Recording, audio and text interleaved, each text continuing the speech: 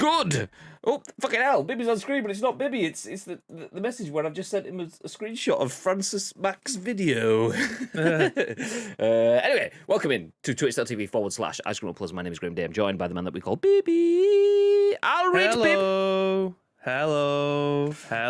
Good afternoon. Good afternoon. For those of you in the chat, welcome in. My name is Graham. This is Bibby. And do you know what? I'm going to jump to Bibby because that is not just Bibby. Look at that. It's been a couple of weeks, couple of months maybe since we showed it on stream last, but look at that thing on the desk. Oh, look at that just here. Oh, can't see it because my hand didn't go that far out because of the green screen. The ICU title belt. Oh! Yeah. Well, he wasn't here, so I had to fill the void somehow. You love to see it. You love to see it. Oh, yeah. There you go. That's the seat for the champ. Basically, is what people are saying. Nice. I appreciate the sentiment. Yeah. I'm happy to count this as a morning. Nice. Say me too. I mean, it's not even 1 o'clock, so that's how the morning works, right? Right. So it's still 12-ish. So therefore it's the morning, which is pretty much 10-ish. So there we go. On time. Nice. Just after 12. Not too bad. I'll take it. Pro streamer start. Yeah. It's because just as it was happening, just as the countdown was finishing, we were talking, and I was talking about if anyone hasn't seen it, I might still have it on my clipboard. Copy and paste. There you go. That's what it was. I just sent that to Bibby in the chat that I was having with him. That's a link to FrannyMac09 on Twitter. He posted a video yesterday. I had Ham's stream open on my screen, and I was listening to talking about flushing, and I heard Ham going, "I didn't flush anyone," and I heard Franny going, "You did," and I was like, "Ooh, that's got to turn into a Twitter video," and it did. So Franny, who's just figured out how to start absolute MLG level editing tweets, video should have said, has put that out on a tweet. So yeah, sent it to Bibby just before I went live and completely forgot to put in full screen. So yeah, pro streamers, you love to see it. Pro streamers. But welcome in to Ice Cream Plus. If you don't know who we are, my name is Graham Day. This is Bib. We are Ice Cream, and in true Ice Creamy fashion, this is The Scoop, the UK's #1 video game podcast. If we do say so ourselves. There's no way he does them himself. I mean, he's just got like a meme pack though, and he's just put loads of like green screen meme / content or GIFs or something over the top of it, right? Is that not it? Because I don't think that they'd be too hard to do. But then again, I don't know. Maybe he's got an editor budget. And he's got an editor putting it together. I don't know. But yeah, anyway, as mentioned, this is The Scoop, the UK's #1 video game podcast. If we do say so ourselves, we are here to give you our thoughts and our impressions on the biggest, the best, and the breaking stories from the world of video games. But it's not just about our thoughts and impressions. We want your thoughts and impressions, and then your thoughts and impressions on our thoughts and impressions. So if you're in the chat, please do feel free to get involved. We go live on Twitch each and every single weekday at 10 a.m.-ish. It's not ish. Big old-ish. 10 a.m. on the money. If you're watching it, the day later on demand, you can put it on whenever you want. You can put it on at 10 a.m. there. Let's go. And we do go live at 10 a.m.-ish each and every single weekday. It's almost 1:45 in the afternoon, so it's not quite there. But if you are with us on stream, please do feel free to get involved. The live stream is turned into a podcast. There's a video on YouTube, an audio podcast on iTunes and Spotify and SoundCloud and Google Play. So there's lots of places where over 130,000 people have listened to this show on demand. So please do feel free to get involved on behalf of all of those beautiful people. Before we jump into the show, I want to remind you guys that subscribers get prizes. One subscriber every month. Okay, I'll come back to that one. One subscriber every month bags themselves a prize. All you need to do is be a subscriber on the first Monday of the month, and a little caveat, the first Monday where we have scheduled content. This month, the first Monday of the month wasn't actually a stream day because it was a bank holiday, but you get the idea. Anyway, one subscriber bags a prize like Chaos did this month. He got himself not one of these, but one of these, the ICU blackout baseball caps. He chose one of those. He got it last week, and we actually saw a picture of it in the wild because Live Action Pixel from Twitch fame, in his IRL job, randomly went to Chaos's house, so took a picture of it and posted it. I said, fucking yeah. As well as that, do feel free to check out all of our other channel sponsors as well. ! Astro, ! Insert Coin, ! GT Omega. You can check them all out. Jumping back through the chat then, I can see we've got the Triggermeister, ! Lotus in the chat. Yunan! JMK's in, good mornish. Harriet. I'm happy to count the, we've done that one. 12 head, there's no way he does them himself, talking about Franny's videos. I think we should find out. We need an inquest into whether Franny is actually a video editing machine. To be fair, I assume Franny has inspired Naked Neil, because Naked Neil was in our Discord this morning in our tech support channel asking for a good video editing software. So maybe Naked Neil has seen Franny's videos and goes, I want a piece of this pie. I want a piece of that. So yeah, he's asked for updates. So maybe it's Neil. Maybe it's Neil, and he's bluffing. He's like, I wish I had some video edit software. Maybe Neil's doing it. I don't know. We'll see.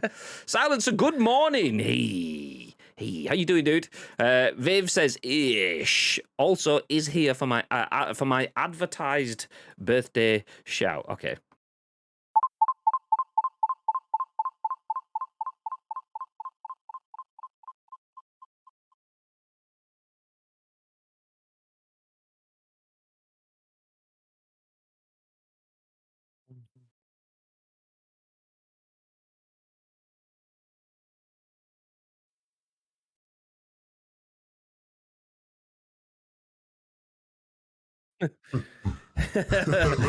Oh, is it, man?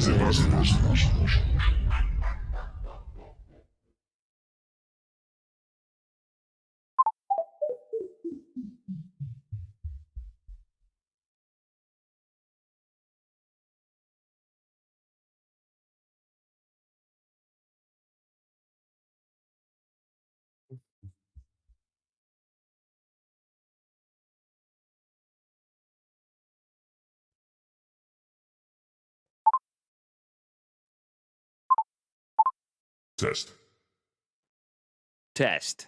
Can you hear me now? Hear me now. Wow. I don't know if you guys can hear me or not. Yes. Okay.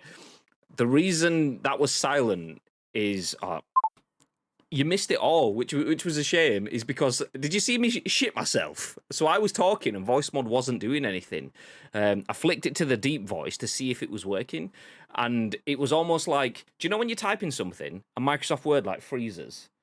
And then all of your characters just kind of go blah, blah, blah, blah, and catch up and make. That's what just happened, but audibly with a deep voice. So I'm sat there talking and nothing's happening. It's almost like it's cached 15 seconds of me speaking, and then it's gone blah, blah, blah, blah, blah, blah. I was like, what the fuck is that? So yes, there you go. That's what it was. Anyway, what I was about to say was today is Viv's birthday. So Brace yourself. Happy birthday to you. Happy birthday.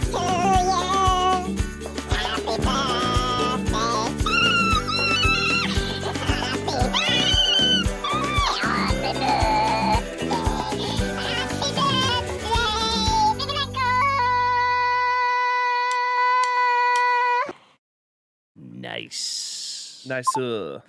Baby doesn't get the sound effects on that. He just got me doing stupid voices straight into his ear holes. So you're welcome, baby. You're welcome. You're welcome. It was beautiful, Graham.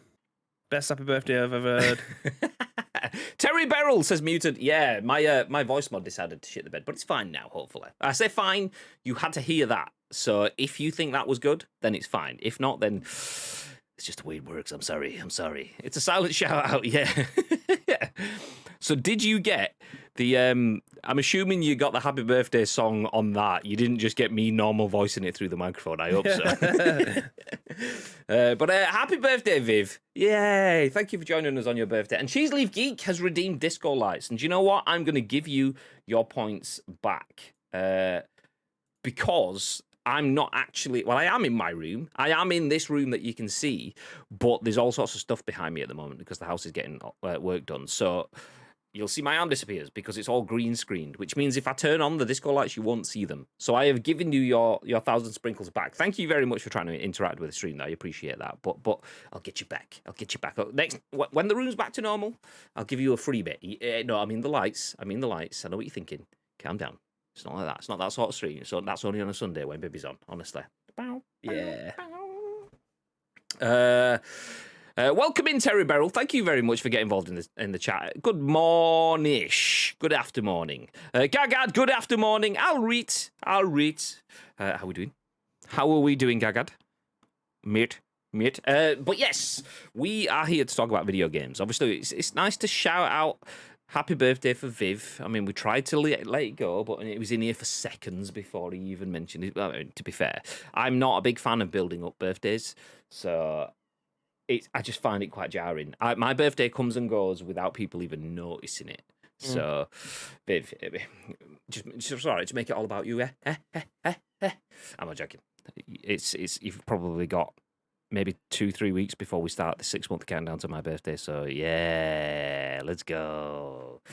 But you've got a lot to keep you busy in that time. If you are a PlayStation user, good news, as I type Game Pass in the chat. No, Game Pass is not coming to PlayStation.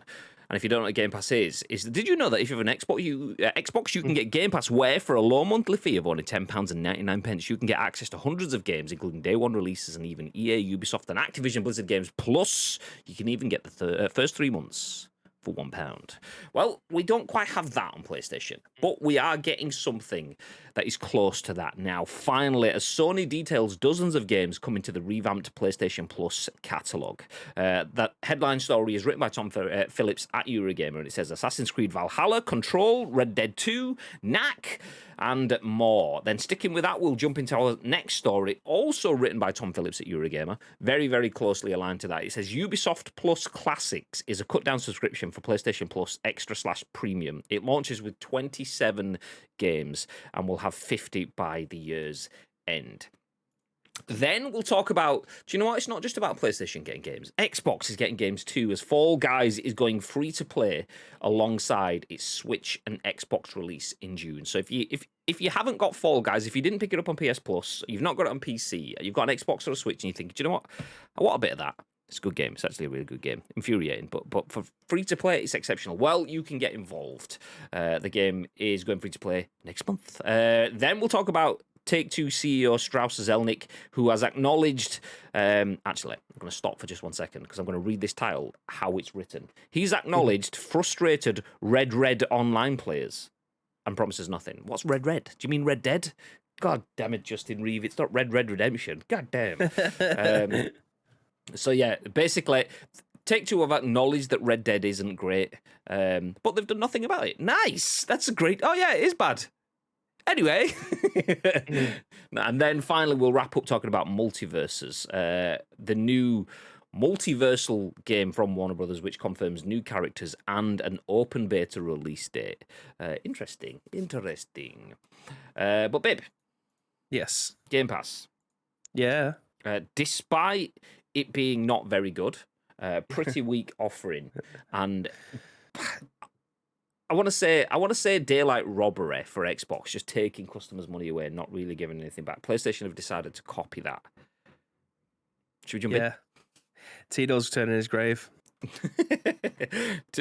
He's dug himself another one. He's got out of it, got into it. He's like, fuck this shit. It's spinning. Yeah, so if you don't know what Game Pass is, obviously banter aside, it's the best deal in gaming. Game Pass is the reason, if you say Game Pass 3 times, Tito will appear. Gamep ass. Oh, there he is. Let's go. Yeah, Game Pass is the best deal in gaming. Xbox, somehow, we assume, are making a profit off something that just looks like they shouldn't be making a profit, and they are building themselves an absolute game changer of a system. An environment rather than a system for people to access video games. PlayStation have held off, but it looks like PlayStation are now taking some steps to have their own version of Game Pass, which is what we'll start the show with. So Tom Phillips at Eurogamer, as mentioned, has a story. It says, Sony details dozens of games coming to revamp PlayStation Plus catalogue. I'll read the tagline because we've read that already. I'll jump straight into the body of the article. It says, Sony's revamped PlayStation Plus service is now just a week away from its initial launch, and we now have some idea which games will be included as part of its current and classic game catalogues. As a reminder, the new PlayStation Plus tiers will arrive here in the UK on the 23rd of June, as with elsewhere in Europe, Australia, and New Zealand. This follows the service's launch in the Americas on the 13th of June, Japan on the 2nd of June, and Asia next week on the 24th of May. Included with both new extra and premium tiers, the PS4 and PS5 game catalogue will include numerous recent PlayStation exclusives, including Returnal, Death Stranding Director's Cut, Demon's Souls, Ghost of Tsushima Director's Cut, and Horizon Zero Dawn. Apologies if you can hear the banging in the background. It's the sex ban. Big names from beyond Sony's own studios will include Assassin's Creed Valhalla, Control Ultimate Edition, Marvel's Guardians of the Galaxy, seemingly at the same time it's available via Xbox Game Pass, and Red Dead Redemption 2. Indies include Celeste, Dead Cells, Hollow Knight, and Outer Wilds. And then moving up to its premium tiers, additional catalogue of classic games, it's here you'll find improved frame rates and higher quality resolution. Some select original PlayStation and PSP games will also include the ability to save at any time or rewind. And finally, if you own the digital version of these games already, you won't need to buy them again or subscribe to play them. However, only some will be available to purchase individually. Included in the list of classic games from PlayStation Studios are Ape Escape, Hot Shots Golf, Jumping Flash, and Siphon Filter from the original PlayStation, as well as Worms Armageddon and Mr. Driller from third-party studios. Remastered versions of Ape Escape 2 and Naughty Dog's Jack series from the PS4 era will also be included, as will BioShock Remastered, Borderlands The Handsome Collection, Bulletstorm Full Clip Edition, Kingdoms of Amalur Re-Reckoning, and the LEGO Harry Potter Collection. Premium owners also get a selection of PS3 games via streaming to play on PS4, PS5, and PC, and these include Demon's Souls, Ico, Infamous, Motorstorm Apocalypse, Eurogamer favourite Tokyo Jungle, plus Ratchet & Clank games Quest for Booty, A Crack in Time, and Into the Nexus. We've got even more, though. Third-party streaming games will include Enslaved, Asura's Wrath, and Red Dead Redemption zombie spin-off Undead Nightmare. And lastly, premium owners get a selection of 2-hour time-limited game trials for recent releases. These will notably include Uncharted Legacy of Thieves Collection and Horizon Forbidden West, plus Cyberpunk 2077 and Tiny Tina's Wonderland. I'm going to stop there. But I will scroll down, and then I'll keep moving this down slowly as we talk. This is the full list of games that are going to be available on PlayStation Plus. The new, what were they called? Extra and Deluxe or Premium or stuff? Whatever the top two tiers are called. I fucking can't remember. But, babe, is that enough? Is that good? Does that tickle your fancy? What are your thoughts? Yeah, I mean... I think I don't know if I put anything in the Discord about this yesterday. Actually, I definitely know that I submitted the article because someone already did it, but I moved it into general chat so I could have a quick chat about it. I'm just going through. Anyway, regardless, I think it's a decent offering. Depending on how much you want to spend. Because obviously, if you want to spend the $9.99, which is what I think it currently is a month, then you're just getting the same service as usual. But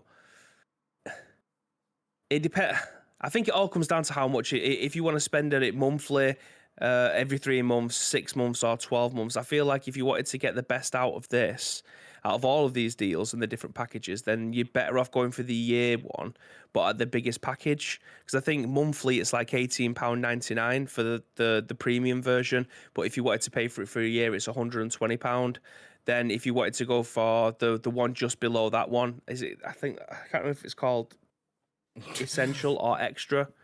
That one I think is £15, and then for the year it's it's £100. So for the extra £20, I'd probably go for the premium one.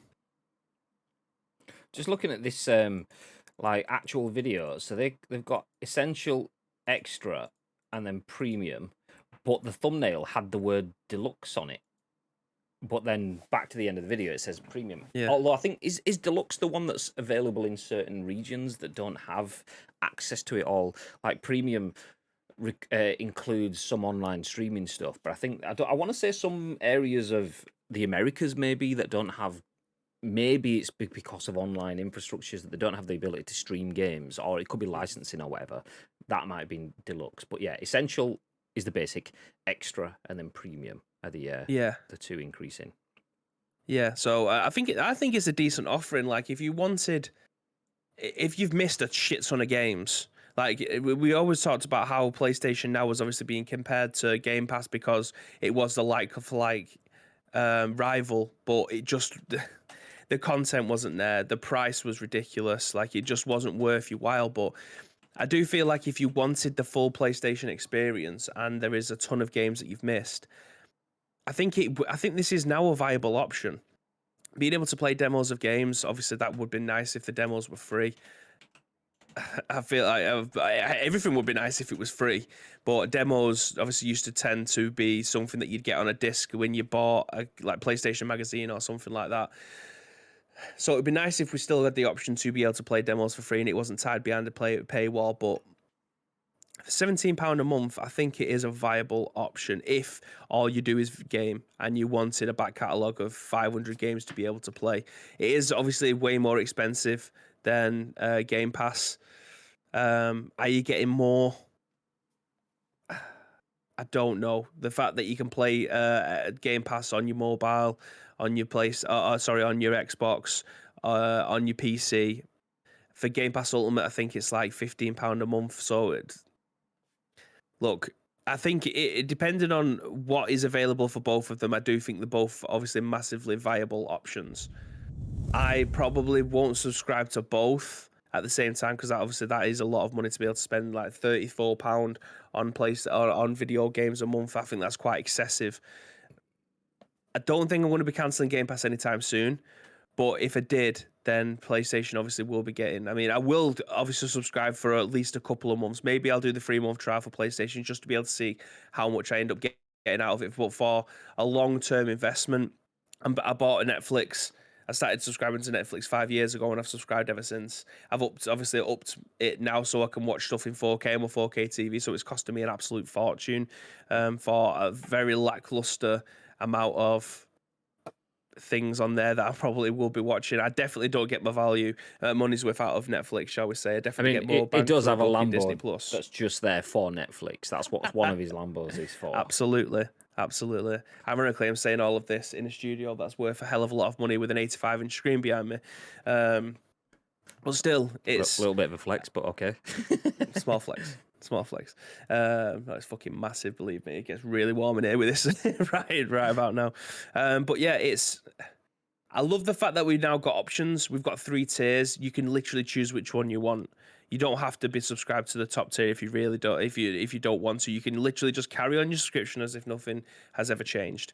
If you wanted to delve deeper into the PlayStation back catalogue, you now have the facility to be able to do that. And it will cost you a little bit more, but it's a lot cheaper than probably buying games straight off. I think the only stick that you could beat PlayStation with is what Microsoft offer with their Xbox Game Pass subscription.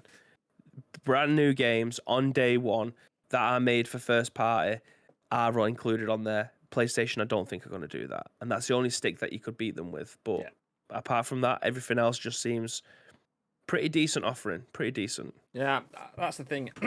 I mean, you do what I did yesterday and do a little bit of a scrape on social media, and you see embarrassingly bad takes everywhere. It's all like, there was a guy, and I came across him because I follow GoV, which makes like lights for stuff. So this light that you can see just over my shoulder here, this one here that my thumb's touching, that's a GoV Glide, I think it's called. So I follow GoV on Twitter because, you know, they do smart lighting. I mean smart technology, nice. And they retweeted someone who was posting something about his Xbox. So I clicked because I thought I want to see how he's using his lighting kind of stuff, and it was just a full-on fanboy account. His posts had like green dot. Do you know, like you get the red dot that you put in a tweet to signify that you're live, kind of thing that we do all the time. If you see our social media stuff, it's usually red dot live. Well, he had green dot. Xbox makes Game Pass, and then blue dot. PlayStation tries to come, or Xbox goes down. Everyone's talking about it. Blue dot. PlayStation users are talking about Xbox, and it's like, so you're turning the fact that Xbox had players not being able to access their games into something positive because PlayStation people were talking about it. What?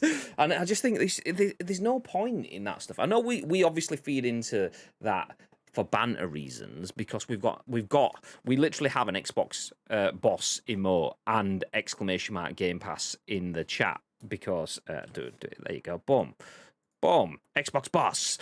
Because we don't have allegiances, we'll play into it, but just like all of us do. But some people actually believe this sort of rhetoric. Anyway, the point I'm mentioning this is the fact that because Game Pass is such a good deal, some people can't be objective. They're looking at it with their subjective opinions, going, "Well, PlayStation's PS Plus offering is shit," and it's like, is it though? Is it though? I mean, is it giving you what you're getting on Game Pass? No.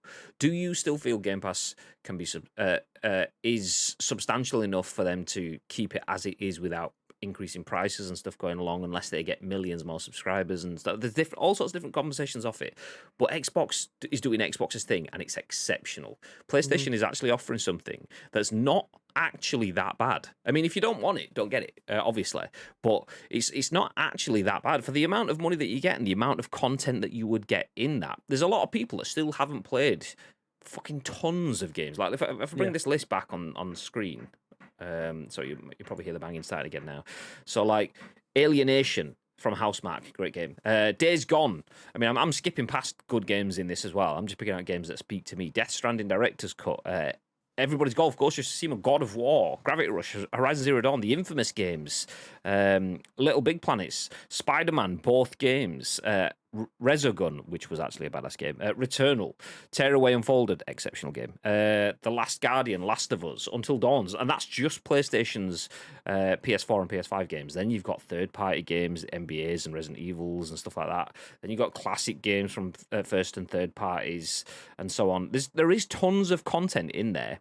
And for some people, paying that fee for a couple of months or forever will be great value. Would be. So if I wanted to play Assassin's Creed Valhalla, Control, and Red Dead 2, buying those games for my PS5 is more than my annual subscription to that service. Yeah. Infinite win. That is not a bad deal. If you go, but Game Pass is better. It's like, okay, well, that's a completely different format. Yes, it is better. In terms of putting the two like for like side by side, but it's a different format, it's a different service. So this, as it is as an offering from PlayStation, is great for me.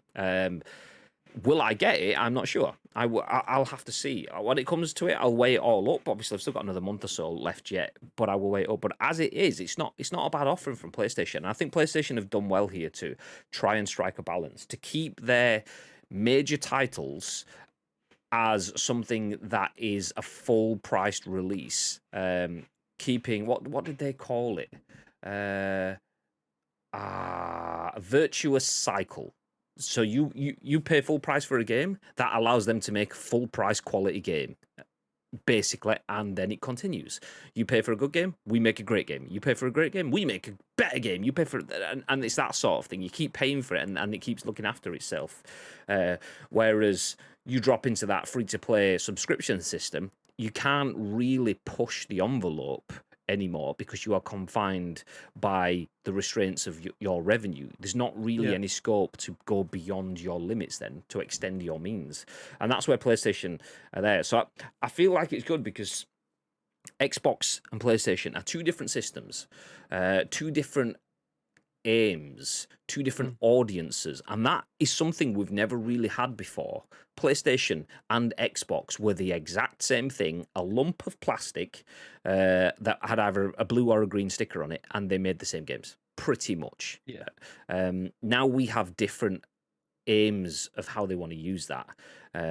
Xbox is, okay, we will give you everything in your hand, access to the full library. PlayStation is, okay, you will have access to a good library, enough to keep you sustained, but then if you want your centerpiece moments, then they are effectively DLC to the subscription. With ironic, because you will probably then get DLC on some of those DLC bits, but you know what I mean. You know what I mean.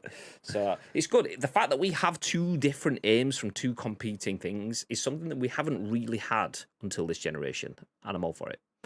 I'm jumping back. Pidge, welcome in, dude. Bibs in the studio, going up from $10.99, isn't it? Is it going up? I mean, it wouldn't surprise me because Xbox haven't said how much they earn from it, how much they make from each subscription, what their revenue percentages and things are. They've just said, trust me, yeah, we earn money, of course we do, mate. Whereas some industry analysts have tried to look at how much they need, and they've worked out using estimated guesses or educated guesses, should I say? They've worked out that Xbox probably needs 500 million subscribers or 50 or something like that. I think 500 million subscribers for it to be fully profitable. Going off how much an average game of a blockbuster level costs to make, and if they want to produce a game each month and so on, that's what they need. Which they're about 20 million, is it, somewhere around that? So they've got a long way to go. So yeah, it doesn't surprise me that the price will be going up from $10.99, because if you're not getting enough subscribers in, then the best way of closing that gap is to increase the amount of profit that you get. So putting that price up is the way to go.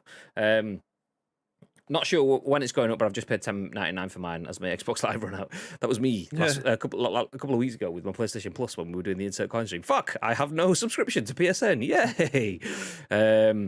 I don't bother with Netflix anymore. It's a spike. It's too expensive for the lack of content it has. Do you not feel like that's kind of the way for all of these services?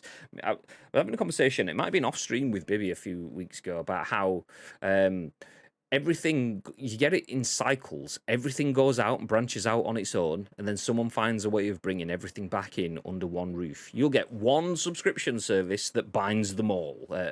Like one service to rule them all, and in the darkness bind them. There you go, a lot of the Rings reference for you all. And it'll be like someone will do the all access pass where you get Netflix and you get Disney Plus and you get Hulu and HBO Max and Amazon Prime Video and Paramount Plus and fucking whatever else there is, all for the one monthly fee of 25 quid or something like that. And then you realise, okay, well, so Sky's offering of putting everything all under one roof was right all along. And then everyone will go, yeah, this is really good. And then you all go into this all-access pass. And then someone else, all of a sudden, then will start going, you do realise you can get our content outside the all-access pass and it's cheaper. It's not going to cost you 25, 30 quid. It'll only cost you 6 quid. And then you go to that and then the prices go up. And then it all happens again. And everyone goes, oh, fuck me, Sky's too expensive. We need to branch out into Netflix and stuff. And there we go. So it probably will happen, that sort of thing. It might take 5, 10, whatever years, but someone will find a way of throwing everything in, because that's what you get. Xbox, Netflix has some really good content, but you don't get it every week or every month now like you used to do. You might get something new every couple of weeks, once a month, once a quarter kind of thing, where something truly hits. And that's because all of the content that they were just able to buy from Warner Brothers and Paramount and Disney and stuff is now all on their platforms, because they're all doing the same thing. So there's not more content being made, it's just being shared out in different places.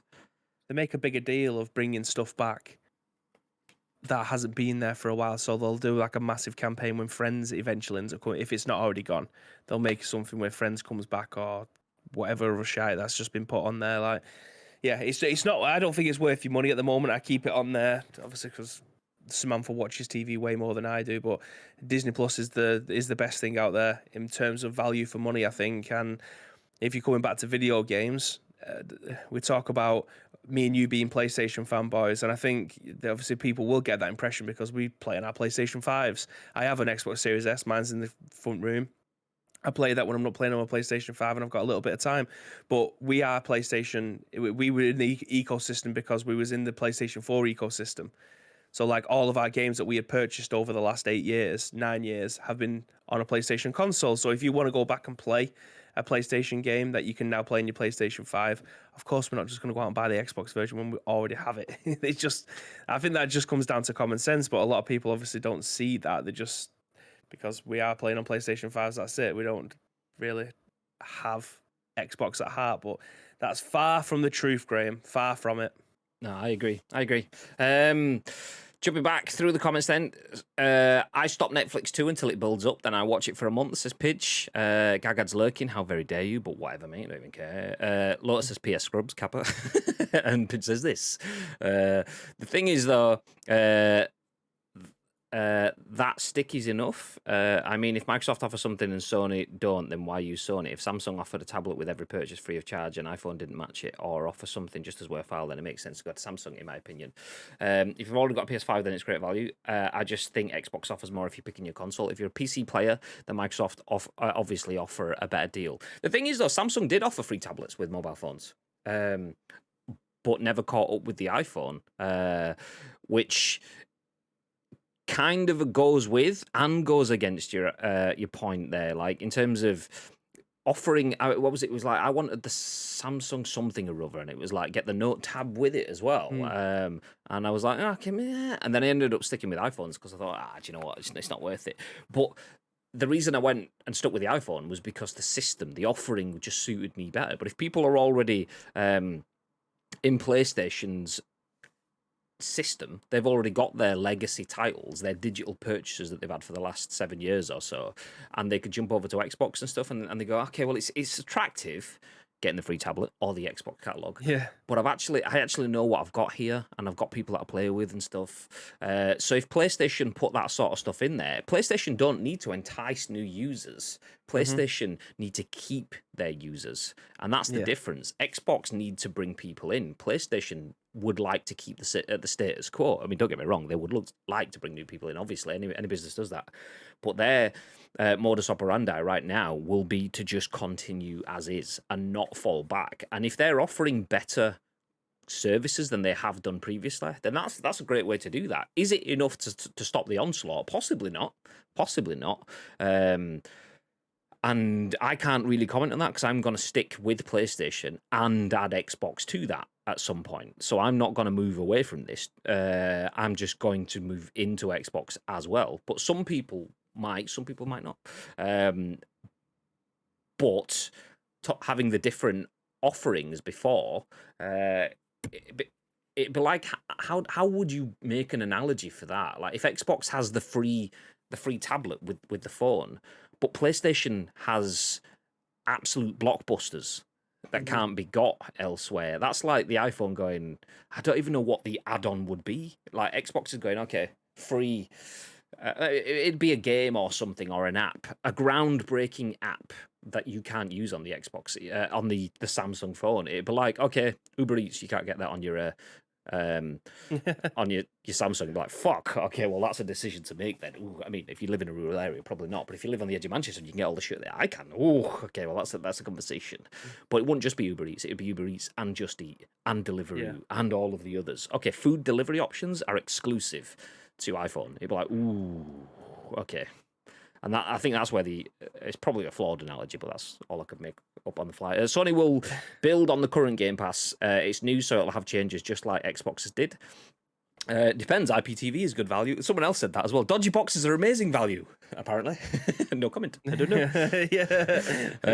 I can confirm or deny this situation. The smart way is to do Disney 1 month, Netflix the next, Paramount Plus the next, and that is 100% the smartest way to do it. We have Sky. We pay for Sky. We've got Sky Q, multi-room, and all that stuff. It costs us an absolute fucking fortune. We pay for a Sky landline phone. I don't even remember the last time that was plugged in. And something like Sky is lucky in the fact that it more often than not has physical connections to your life that are just a bit of a ball ache to uproot. Whereas digital systems are much, much, much more easier to cancel. Oh, do you know what? Fuck it, Netflix, bye, boop, and then that's it. 3 months down, they're like, oh, actually, come back, boo. So a lot of people also just go, do you know what? I can't be asked with that. Fucking £8 for me to not have to go through the faff of looking online and figuring out how to cancel my account or remembering my password to log in and sending myself a fucking email reminder because I fucking didn't know how to do it, and then two-factor auth. Oh, do you know what? I'll pay for another month. Fuck it. And that is where a lot of these companies come from. That is where subscription models came from. It started with like your Dollar Shave Clubs and you get your monthly teas and stuff like that. They all built off the fact that people often forget to cancel or can't be asked to cancel stuff. So you just opt into the system forever. I mean, we don't pay for Netflix because Danielle's mum pays for the family subscription. So wins. Platforms are feeling the pinch of diversification. Too many platforms and people are getting fatigued by it all. IPTV is excellent, so I've heard. No comment once again. No, but that is it. The thing is, like, we have these little devices that have screens that we whip out of our pockets like a million times a day. are wonderful because of a media term called convergence. Everything is accessible from one place, but media itself is now becoming divergent rather than convergent. Everything is branching back off, and it's like, well, I've got one place to view and accept and see everything, which I did, and you're now taking everything into little microscopic versions within this. Why? So it'll come full circle. It will do through some way, shape, form, or technological advance or something going forward. It could just be that when Netflix realizes, shit, we're going to lose. I think it's like 2 million more customers they're expected to lose this quarter. I saw this morning on social media. Netflix has got that. Disney's currently booming at the moment, but then once you've had a few years to consume all of Disney's content, and then you're only getting the new Marvel thing every 6 weeks, or the new Star Wars thing every 6 weeks or whatever, you think, is it worth waiting 6, 8 weeks, 12 weeks to get the next Book of Boba Fett series or something like that? So then you'll start to go, okay, is that... And then once people have had their fatigue with all of these systems, that's when we'll see. Some of them will... I don't doubt some of them will close up, or you will get the Paramount Plus, Disney Plus merger, where you get Disney Paramount Plus Disney Mount, fucking Parane, something like that. Fucking, you'll get some that will just merge into one and become a completely different thing, and give you all of the content together, and then the studios will share that way. But yeah, it'd be interesting. It'll all come together when Elon Musk buys everything, and we're all watching Tesla TV. Tesla TV. Netflix are implementing password sharing restrictions. Not sure if that'll boost subs. No, that's so putting the prices up and then getting rid of the sharing restriction stuff, getting rid of sharing, adding more restrictions is part of the reason why they're expecting to lose 2 million subs this next quarter.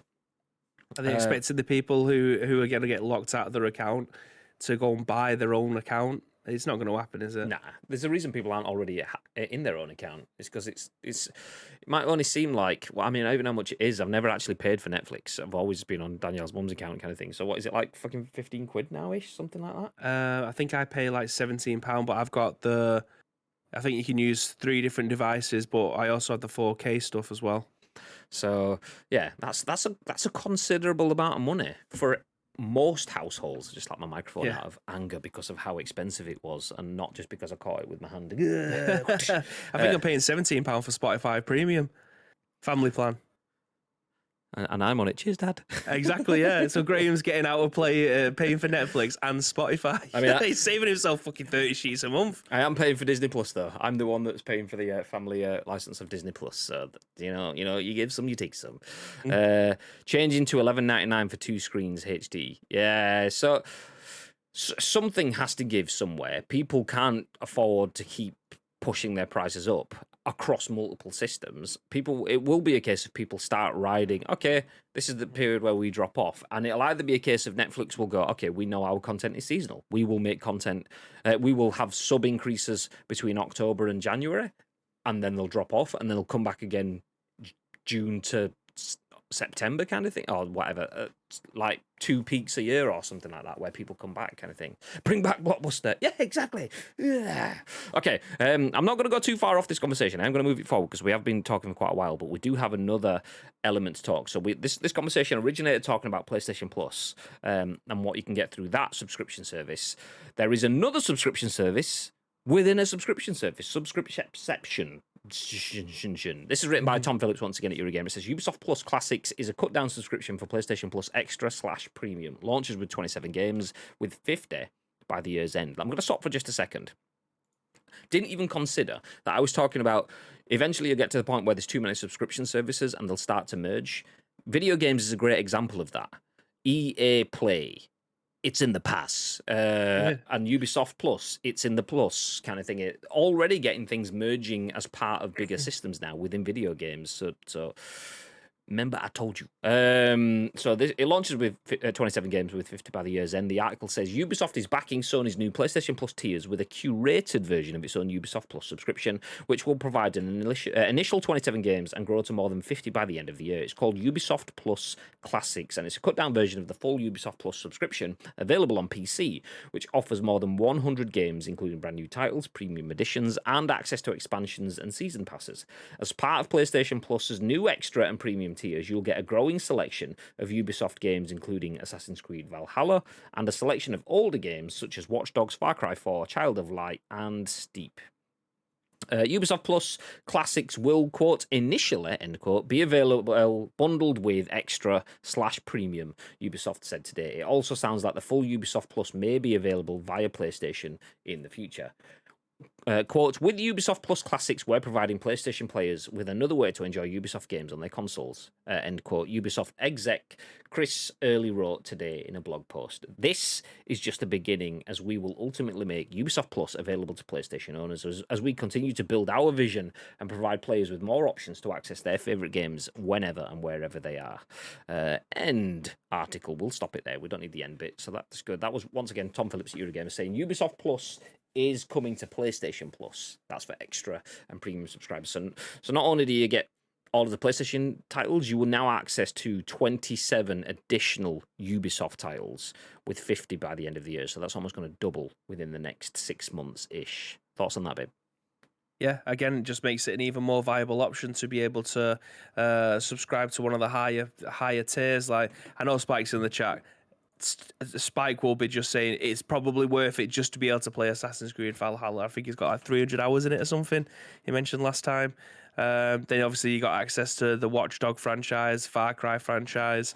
Like, it may be a cut down version, but it's still going to expand over the coming months. So if you end up getting Far Cry 5 in there as well, or Far Cry 6, it's Far Cry 6 that's just been released, hasn't it? Yes. Yeah.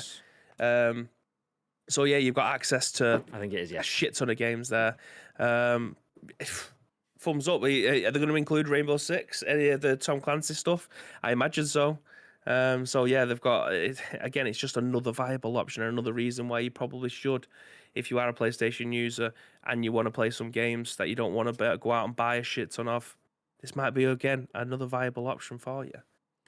Just looking at the PlayStation games catalog, so obviously it has like third-party partners, Assassin's Creed Valhalla from Ubisoft. It doesn't mention Rainbow Six, but it does mention that there will be 23 more games coming by the end of the year. So that one of those could be Rainbow Six. You think maybe?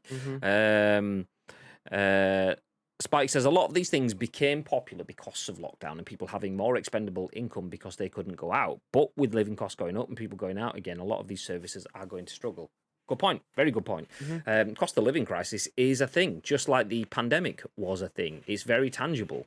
You can feel it in your wallet, and people will feel it in the wallet. Plus, people aren't stupid. There was good content in the whole pandemic time. Right up until now, there is still good content. Just watched Moon Knight. There's what else is next on Disney? Something coming soon. I can't remember what it is. Anyway, there's content left, right, and center. But to get that content, whereas it used to all be in one or two spaces, it's in 7 spaces. So people having expendable income because they weren't going anywhere. They weren't able to go out and eat in restaurants and stuff, and a lot of the fast food places and stuff had to cut down their offerings and stuff. People found different ways to be creative with their money, and that a lot of that was in media and content. Video games as an industry saw a massive boom, as did any content creation. Now, the thing with any sort of overreach like that, you get some sort of receding of the industry. That is where this is happening, but that receding is happening just as the industry players are trying to branch out themselves. So, yeah. This Ubisoft Plus coming to PlayStation Plus is not only a smart move for PlayStation, it's a smart move for Ubisoft, but it's a good move for users, because that doesn't mean that I have to go to PlayStation Plus and then to Ubisoft Plus and subscribe separately. Ideally, you'd pay for, when I was talking about the all under one roof sort of thing, you would get that approach with your PS Plus or with your Game Pass. You pay for Game Pass and you get EA Play, you get Ubisoft games, you get your Activision games, your Bethesda games, all the stuff that's mentioned in the Xbox ! Game Pass command in the chat. But then you also get Ubisoft Plus, and then you also get whatever other brands packages. Ideally, you'd get all of that sort of stuff. All the brands go, do you know what? We don't really care about having our own subscription platform. We will just happily push it out through PlayStation Plus and take our revenue that way. If we're going through PlayStation Plus, then what's the difference between having Ubisoft Plus in PlayStation Plus and just PlayStation Plus? So yeah, no, I agree. Ads says EA are in the mud. Welcome in, Ads. Talk shows on mute says afternoon. If only they'd make it so you could put the original game disc and download a digital version. There was an article on that last week on Xbox looking at trying to find a way to convert physical media into digital media, but without any real details of how that worked. There was old patents that were being looked at in terms of putting a disc in, and then that converts your disc into a digital media, and then you give your disc over as like you sacrifice the disc so that you can only have the digital one. But then there's conversations about will it have short-term licenses, so you need to put the disc back in after every couple of weeks or after every update or something like that. So yeah, possibly. Spike's not into Ubisoft past Assassin's Creed. I'd rather just have Assassin's Creed. Yeah. Yeah, not been a good Far Cry since 3, though. It's a Far Cry since those games were good. Okay. I'm just glad that only Valhalla is part of the first run of Ubisoft Plus, as I had just bought the Ezio Collection, Black Flag, and Rogue Remastered. Well, there you go, Iceman. There you go. Just get yourself PlayStation Plus Extra or Premium, and you cushy, mate. Okay. Do you know what? If you think, do you know what? That's a lot of expenditure. I mean, we've got PlayStation Plus, we've got PlayStation Plus Premiums and Extras, and Ubisoft Plus, which I can kind of get for free, but I can also buy separately on the PC. And we were talking about Netflix and all these other things. Just give me something for free. Well, good news. Epic Games exists. I know. We always talk about the free stuff that comes from Epic, particularly on a Friday, but today it's a good day. It is particularly if you're not a PlayStation user, and if you are a PlayStation user that missed out on Fall Guys first time round. I mean, what were you doing? It was pretty much what everyone did through lockdown. If you had a PlayStation, but if you didn't have a PlayStation, you missed it. Whatever. Tom Ivan has a good story for you. This is at VGC. It says Fall Guys is going free to play alongside its Switch and Xbox release in June. It will also be made available via the Epic Games Store next month. So Fall Guys will be going free to play on June the 21st when the game will be released for Nintendo Switch and Xbox consoles. The title will also be released via the Epic Games Store on the same day. The news was leaked. Sorry if you can hear the sawing in the background, by the way. It just is what it is. The news was leaked via an in-game video in Fortnite shortly before its official announcement during a live stream on Monday. So Fall Guys will support cross-platform play and cross-progression on all platforms. Big win. Existing owners will receive a free legacy pack when the game goes free to play. It will include 3 costumes and access to Season 1's new premium Season Pass, which will run alongside a free season Pass. It was also announced on Monday that a new mode enabling players to create their own Fall Guys rounds is in development, although it's not planned for release in the near future. So we'll stop there for a second. Fall Guys, let's just recap, is going free to play, which is a win. It's coming out on the Xbox, which is a platform it's never been out on before, which is a win. It's coming out on the Switch, was a platform it's never been out before, which is a win. It's also going to have cross-platform play, so you can play across all those platforms, which is a win. It's coming out on the Epic Games Store, which is a win. It will also have cross-progression, so if you start it on your PlayStation and then jump over to your Xbox or your Switch or your Epic Games Store version, you can continue playing from the same place, which is a win.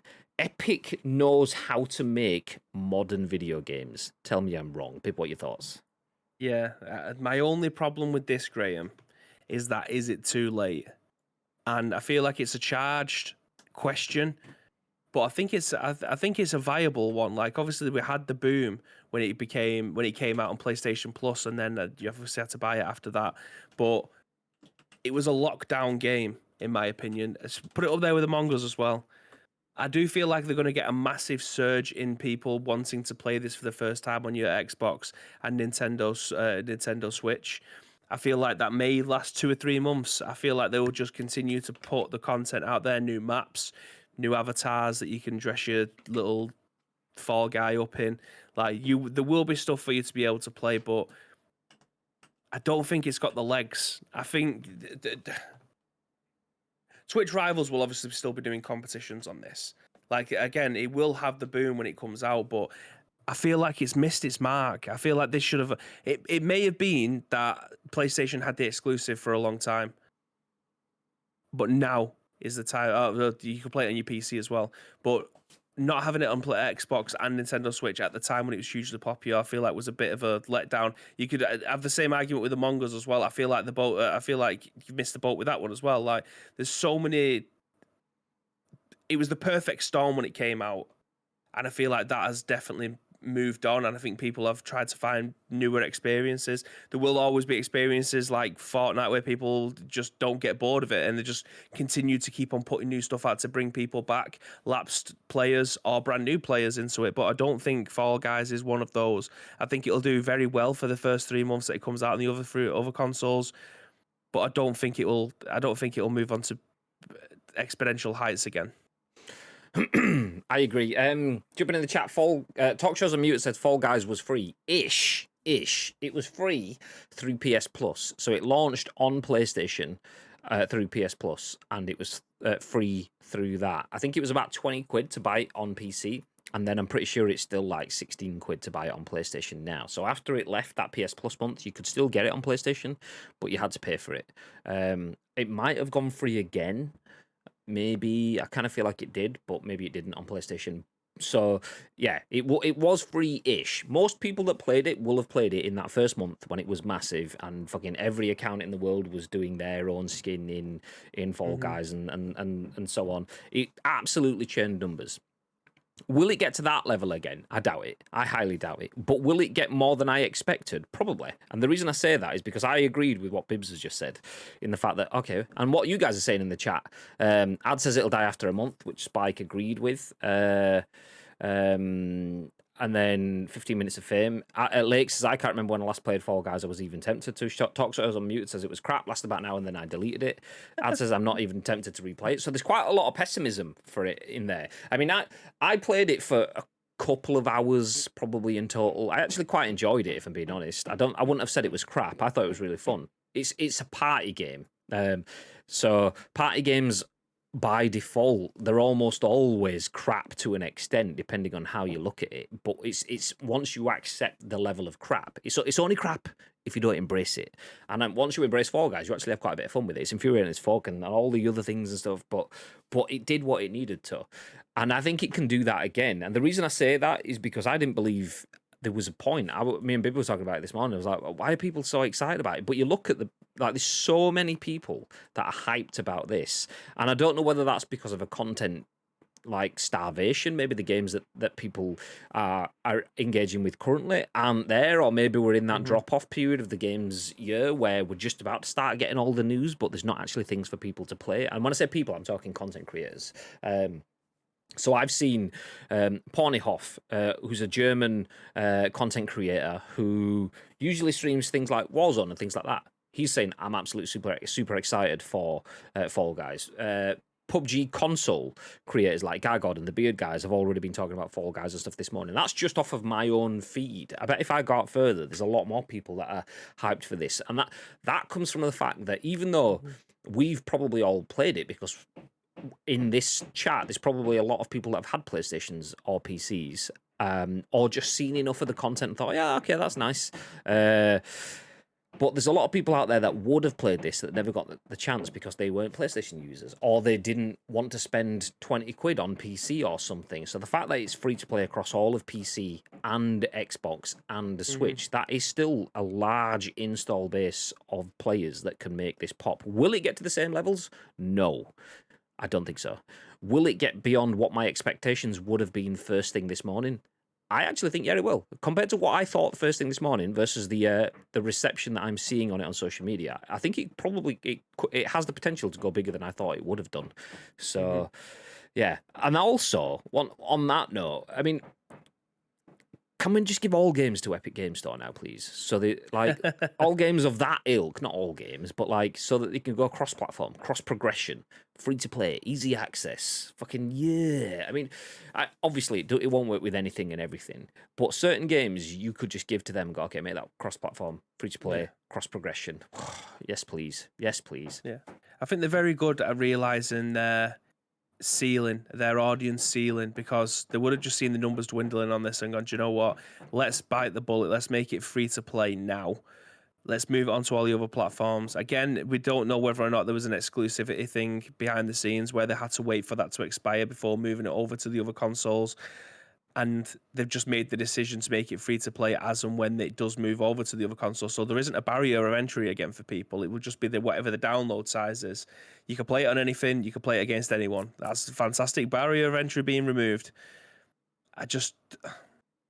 It definitely was a perfect storm. The time when it came out, the marketing for the game was fantastic. From that geezer, that Oliver, age 24 or whatever it was called. Like, he was just managing to get some of the world's biggest accounts to tweet about this game. It's, again, perfect storm. I just feel like the boat has sailed on this one. I don't think it will have the legs to try and keep the momentum for a long period of time. Yeah. Again, there will be esports tournaments. Twitch Rivals will be happening again because it'll just be open to more people to be able to play it. They'll be stupid not to do it. It's just, how long will this last? I think the other thing people want to play it to consider as well is that perfect storm happened in a time when McDonald's couldn't sell you a chicken wrap or whatever. Yeah. So it's like, how do we engage with our users? Oh, well, let's make some McDonald's skins in Fall Guys because everyone's turned to video games in the pandemic, so we'll turn to video games ourselves. And fucking, you'd probably had Marks and Spencers and stuff who had to shut their shops and so on, fucking doing bits and whatever. So there was a lot of that which isn't going to be there this time. So it's going to be harder for Fall Guys definitely to integrate with non-endemic accounts. That means, for those that don't know, that means, sorry to be a jargon person, non-video game related accounts. McDonald's technically is not a video game account, even though they do lots of video game crossovers. That's what I mean. This is my same worry. Where did we get to? Actually, let me go back a little bit. KVL RTV, welcome in. Better late than never, though, for the Xbox Elites. No, I agree. And that's the thing, though. There's a lot of people that haven't played this. So it definitely will have a pop. I think it will move the needle. But that's the thing. The phrase moving the needle usually isn't like pushes it up and it sticks up. I think it will. I mean, all video games have peaks and troughs. I think this probably will be a peak or trough. And I think it'll probably be a much smaller peak with a much quicker trough straight afterwards than last year's one. But it's the second bite of the cherry. So that's kind of par for the course. Nobody's saying anything truly like groundbreaking by saying I think a game at its second attempt won't have as much success because that's just how things go.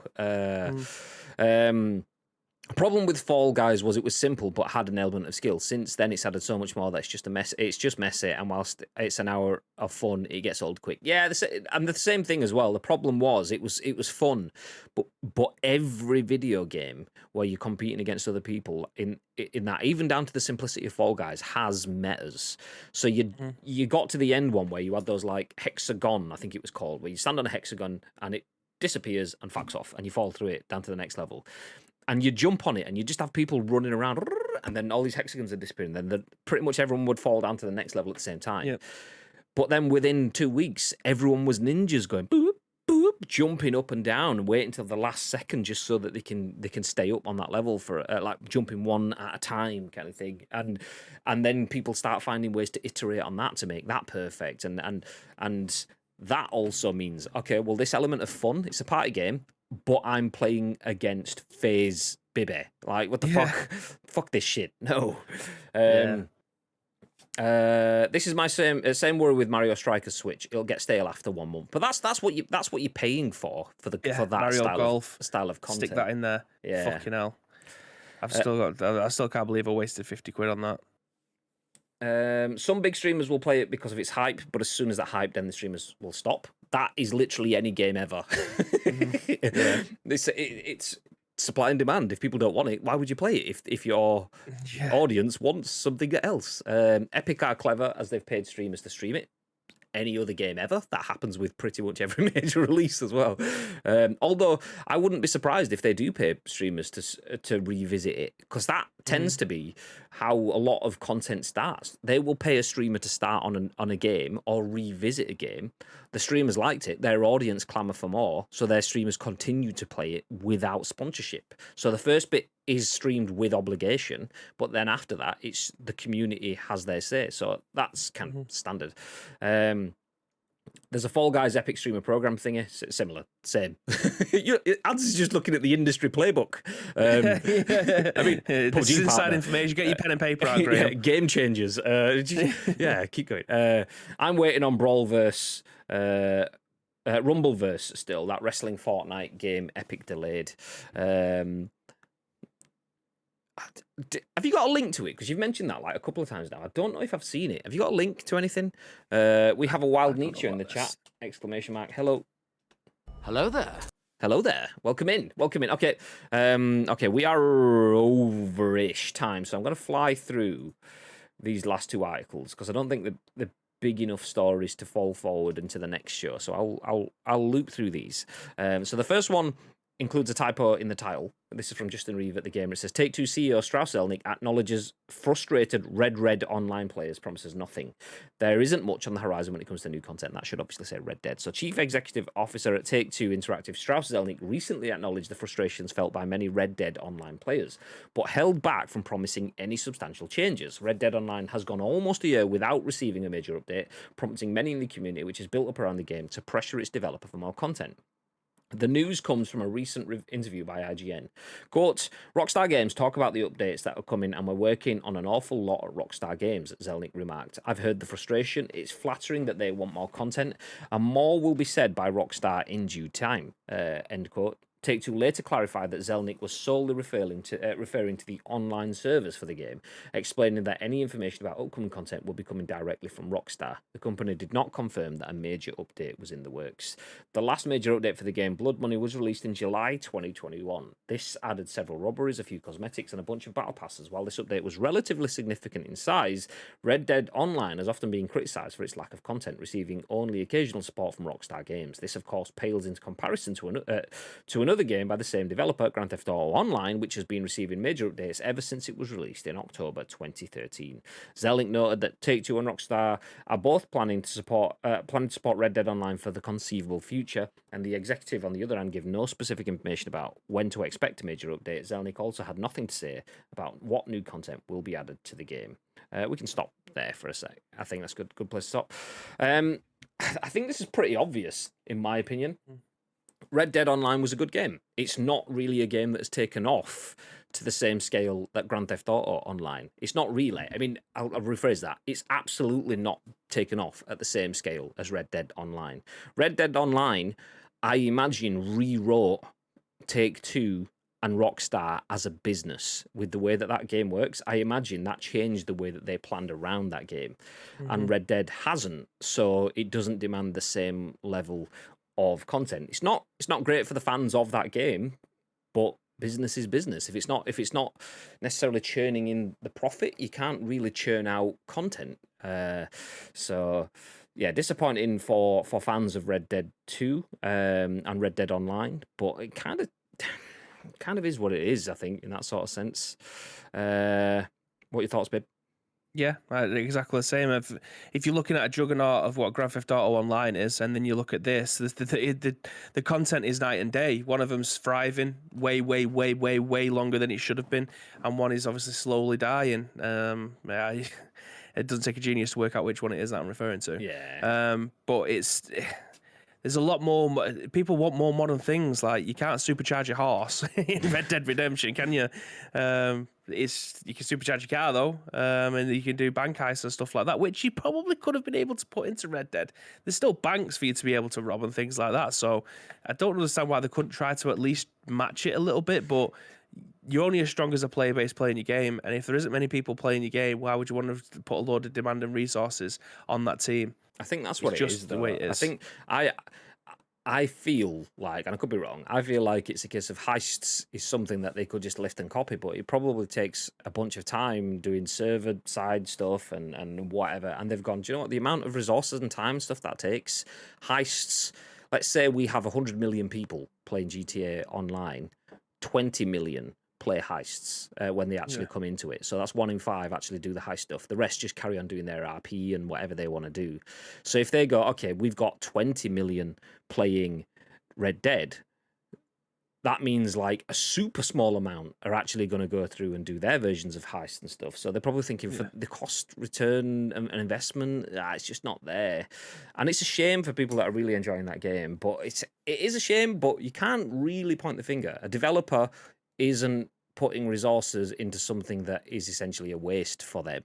It's not, and using the word waste is almost charged because you're saying, okay, that game's a waste. I'm not saying the game's a waste. I'm saying business sense, the resource use would be a waste compared to how you could use it elsewhere. If they can put that resource into making GTA 6 or GTA 5 come out on the next gen with all sorts of bugs being squashed. I mean, we saw what happens when Rockstar release a game that doesn't have all of the bugs squashed with the definitive edition of the GTA games. So, yeah, they're probably putting the resources elsewhere. A horse is already a supercharged cow, by the way. Yeah, fair. Facts. If you want one that's like semi-supercharged, that's where you get the donkeys. That's like the middle bit. It's like not quite all the way up. So basically, a horse is a donkey with a spoiler. Where do we get to? I can put it in Discord. Nice. I want to look at it. Thanks. Just drop it in the in-gaming chat. Nice. Thank you. I wonder if Fall Guys will have the Fall Guys skin since being rebooted into a movie. Ooh.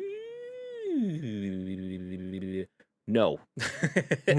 Red Dead Online is wank because they did such a bad job of stopping griefing. And I think, like Bibby said, like the supercharging horse, I don't think everything transcends into that world. Some worlds have enough of a fan base, like that modern fantasy escapism, orcs and dwarves and elves and longbows and shields and swords. Bibby is there.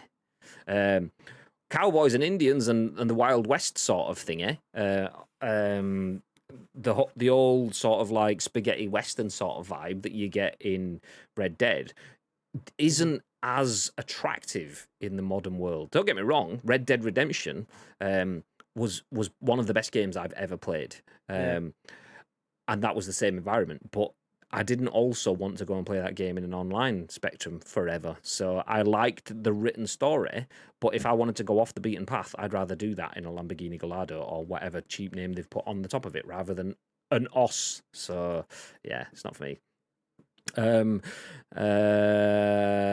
Rockstar are working on Red Dead Redemption 3, clearly. You never know. You never know. To be fair, Red Dead Redemption 2's story wasn't as good as Red Dead Redemption, so there's that as well. Red Dead Redemption is part of the reason for all of the fan base. Red Dead Redemption 2, not quite as good. Need a futuristic online game, Red Dead 2077. No. The worlds collide. On that bombshell, speaking of worlds colliding, let's jump into this article. Andy Robinson at VGC talks about Multiversus, and it confirms new characters and an open beta release date. Taz, the Iron Giant, and more are set to join Warner's fighting game. So Warner Brothers Games has revealed new characters set to appear in its online fighting game Multiversus and confirmed plans for an open beta. The game's new cinematic trailer confirms Tasmanian Devil, aka Taz from Looney Tunes, the Iron Giant, which funnily enough is from the Iron Giant, and Velma from Scooby-Doo. Also announced on Monday, the Multiversus open beta will be taking place in July.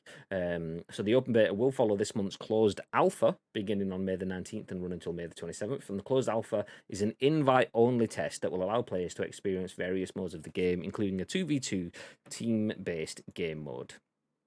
Just going to pause it for just a second. For those that are watching the video version of this stream, this content, this podcast, should say, which obviously includes the stream, the video is playing, and just absolute Fortnite vibes. But let's continue. On Monday, Warner confirmed the closed alpha will feature 15 playable characters, including Taz and Velma, 7 different maps, including the Batcave from DC, Tree Fort from Adventure Time, and Scooby's Haunted Mansion from Scooby-Doo.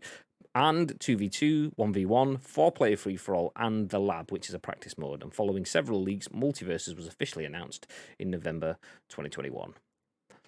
Does Multiversus grab your bib? Yes, for the bants. I don't think it's one that will keep my interest forever. I think, obviously, it's trying to copy what Smash Brothers does, but I feel like Smash Brothers will do everything much, much, much better. But I don't know. I think this game might... Well, I don't think it'll take itself too seriously. And you imagine that's probably the angle that they're looking for with the character selection that they've got in there. So, yeah, I think I definitely want to give it a go and see what it's like. I don't know whether or not it'll stay relevant forever, but again, it all depends on the good enough roadmap to keep.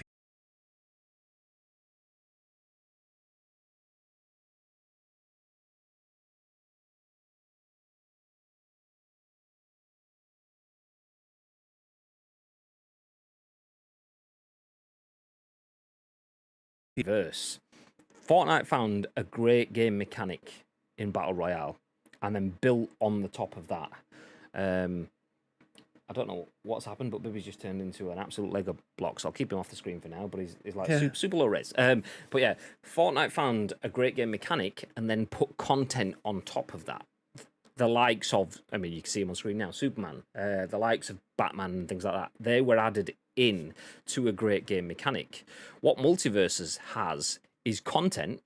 All of those skins, actually, I'll bring this back on screen so you might as well see them because I'm talking about them. There you go. All of these, Taz, Velma, Harley Quinn, Tom and Jerry, Wonder Woman. You can see them all if you're watching a video, that is. So all those characters is the foundation of the game.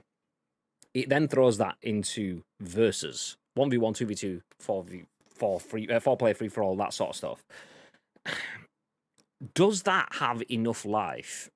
As much life as something like a Fortnite? I do not think it does. I think by definition, flipping it around, it's coming at it from the wrong angle to have that sort of scope. And if Warner Brothers are expecting this to be Fortnite levels, because obviously it looks like Fortnite has a lot of the crossovers with the skins and stuff like that that you'd see in Fortnite and stuff. If they're expecting something like that, I don't think it will work. Obviously, the fact it's called Multiversus is part of a multiverse, which also crosses lines with Fortnite. I don't think it will go that point because people don't necessarily always want to jump in and just have one-on-one fights. They want to do some exploring. They want to build some crap. They want to go do missions and stuff like Bibby does it when he plays Fortnite and so on. Yeah. This is back into fighting games, and there's nothing wrong with fighting games, but fighting games were the biggest genre in the world 25 years ago. The FGC is a much smaller part of the video games industry now. That's the fighting game community. In terms of, there's still a massive audience for it, but in comparison to other size audiences within the industry, it's actually quite small. It's in some elements. I won't go as far as saying it's a niche audience, but it's definitely a definitely more passionate though. Yeah, exactly. So Multiverse is being based off of a gameplay function of versus. I think it already is set to be smaller than something like that. So ads did say, where did he say it again? Flops after 1 month. I can see it. I can see people same approach as we were just talking about a minute ago. Fall Guys. Yeah. Okay, I ran in. I've gone on an assault course. It was great. I've done it a few times. It's nice. Okay, I've ran in. I've smashed someone's face in, and they've smashed my face in. I've done it 1v1, 2v2, and 4-player free for all. That was nice. Now what? And that's the thing. A lot of video games these days end with that question. Now what? Nothing else? Okay. Like Ad says it needs a solid battle pass. It does. If it has a good battle pass and gives you extra content, some extra functions, some extra modes, nice. But I think just adding a new skin to your character probably will have ever decreasing circles. So okay, great. We've added in Robin, who's got similar moves to Batman but different. Oh, that's cool. Nice. It's cool how he does this thing and that thing. And then okay, we've added in Nightwing. Okay, he looks kind of like Robin. He looks kind of like Batman. He does something a little bit different. Okay, and then they go, oh, here's something else from the Warner Brothers world. Oh my god, it's like fuck yeah, we've got Lord of the Rings shit in now. We've got fucking Legolas from Lord of the Rings with his bow and arrow. This is fucking sick. And then all of it is gone. And then by the time you got to that, it's like, okay, can I actually do any different modes with them, or is it just straight up Smash Brothers fighting? Because if it is, yeah, I agree. I don't think it will last forever. It looks good. It looks really good from the design, the way that they've approached it. It all sounds nice. I just don't think I would play this for a long period of time. Only things that kept Fortnite from dying early were the price and the gimmick. I mean, it depends on. Do you mean Battle Royale is the gimmick? If you mean that, then yeah, I agree. I mean, that Fortnite was a dead game. It was Save the World, and it was never going anywhere. But then Fortnite Battle Royale was the gimmick, and that saved it. And then changed to the point where Epic has bought fucking Fall Guys and made it free to play across all platforms. So, yeah, I mean that is undermining the scale of the gimmick. Mind, it's had that much of an impact that it's allowed Epic to create its own store front buy companies and stuff. So it's a very big gimmick. Building was the gimmick. No, I don't think that's what it was. I think it was the fact that it was the first one to come out across multiple platforms and be free. PUBG cost 20 quid, and it took time to come out on the Xbox and then more time to come out on the PlayStation. By that point, Fortnite had market saturation. So the gimmick, as you can see with zero builds being super subscribed right now, was the barrier for entry for a lot of people. It was different. It was a separator, but I don't think that was the gimmick that people went for. I think that was just, okay, well, we have to accept that that's what it comes with. It was for me anyway. I'd say it's niche these days. I mean, I follow a streamer who was 100% FGC based, and now all he plays is Dead by Daylight because he got bored of 1v1 all the time and his community got bored too. Yeah, there's only so much you can do, even though it's your bread and butter. There's only so much you can do. And yeah, like something like PUBG and stuff, you can mix it up in a million different ways. But if you've got 90 seconds to punch someone's face in, then you kind of screwed with what you can do. Why play a Smash Fortnite knockoff when I can play Smash and Fortnite? Ads, correct. Actually, I will be honest. If they had turtles and I'm sold, I'm a sucker for good turtles. No, I agree. That's good. Good shit. I mean, I bought fucking Robocop yesterday in Fortnite, so yeah, give me some good shit and I'm in. Ninja Turtles will save the multiverses. KVLR TV says everyone had the opportunity to give it a go for Note. Exactly. 100%. The fact that it was on multiple platforms, you didn't just have to be on PC or PlayStation or PC first for PUBG. I got one of the first games I played on my PC was Radical Heights, but then after that I played PUBG. Yeah. And Fortnite took off in our office. We had like some Fortnite streams early days because we could play that with the community, but couldn't play PUBG because the community didn't have PCs big enough to run PUBG. They didn't. They had consoles, so we did Fortnite content. Is what it is. When it came out, Fortnite was 80s Hogan, zero build is Hollywood Hogan. Radical Heights, wasn't that the game that only one guy ever seemed to stream? Some ginger bloke. Did he stream it? Can't didn't fucking stop. I can't quite. All I remember is the second place finish where he got robbed by a rock, but we've never spoken about it before. And I'm sound like this bit because I'm playing the music. Anyone doesn't know what that music is, then you missed out. Radical Heights was the best battle royale that never was. It's a close fight for the best battle royale that ever could have been. It in terms of potential, it was amazing. In terms of rose-tinted glasses, it was even more amazing. It was a bit rough around the edges and stuff, but it was fucking great for those that were there for it. Oh, watching Dr. Disrespect playing. Oh, wow.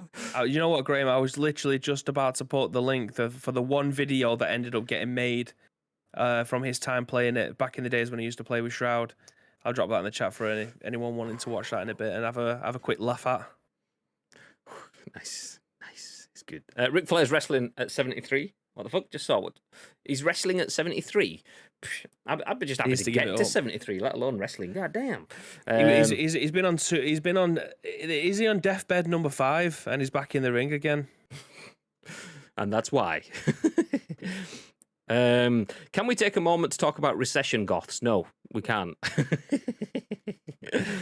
You didn't miss out. It was fucking good. It was fucking good. But you are going to miss out now, though, because we are well over time now. We're going to end things there. So if you missed the stories, we started out talking about 2 stories on PlayStation Plus's new offering. So Sony is adding dozens of new games to PlayStation Plus, both from their own catalogues and third-party catalogues, which tied into the second story that Ubisoft Plus is bringing a slimmed-down version of Ubisoft Plus to PlayStation Plus Extra and Premium called Ubisoft Plus Classics. That includes some big games like Assassin's Creed Valhalla. So if you're looking at one of the high-end PlayStation Plus subscriptions, you will get access to a shitload of games for the price of your subscription. Fall Guys is going free to play, coming to Xbox and Switch next month. All sorts of other good stuff with that too. Red Dead Redemption is getting no new good stuff, or at least not for the foreseeable. But they are aware that customers do want that, so read into that if you want. I'm not sure there's much to take from that there though. And Warner Brothers has confirmed that Multiverse is getting new characters and an open beta release date next month. Nice. Good old spread of news there. A lot of content. You love to see it. You love to see it. Flair is going to have retired more times than he was champion at this rate. Fair. Do you know what? We're going to retire now. Thank you for dropping into the stream. This is only stream number 2 of the week. We do have 3 more streams for the podcast this week. That's Wednesday, Thursday, Friday. We'll have video games tomorrow evening too, plus on the weekend. So there's all sorts of cool stuff coming. But before any of that happens, Mr. Bibb, is there anything you'd like to add? Yes, again, thank you very much, Graham. You just mentioned there that this is second episode has now been completed. So if you want to help shape the 3 remaining shows, there's 2 ways that you can do so. First of all, find us on social media. It is at Ice Cream Uploads across all major social media platforms. Or alternatively, get involved with our Discord. If you're watching this on any of our on-demand services, go into the description below. All the links that you require will be listed there. But all we need from you is a URL plus your thoughts and impressions. We will then give you our thoughts and impressions on the very next show, which will be at what time? Tomorrow. We will then give you our thoughts and impressions. I've just full screened you. I was trying to just set the raid going for MC Fixer and I've ballsed it up. But we will be live at 10 a.m. tomorrow. Ish. You finish as I'm tucking it into a sizzle steak and fries. Oof, beautiful. Oof. Getting lonely with no homies tomorrow, or is Lotus making a special guest appearance again? Oh, good question.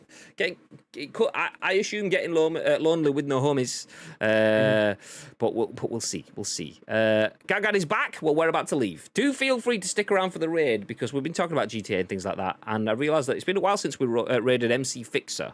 He is back on his Grand Theft Auto 5 grind, so do feel free to go over. He is playing GTA RP, I imagine. MC Fixer is, as you can tell from his name, an MC. He makes his own music tracks, which you will hear in the game. So do feel free to go over, drop him some love if you want. You don't have to, but it just, it helps him with his stream. Absolutely. And you get a few extra sprinkles, which you can spend in our channel for doing so. So nice. Everyone wins. Everyone wins. That's it from us, though. Have yourselves a beautiful day. We will see you next time. And until then, stay frosty. Frosty.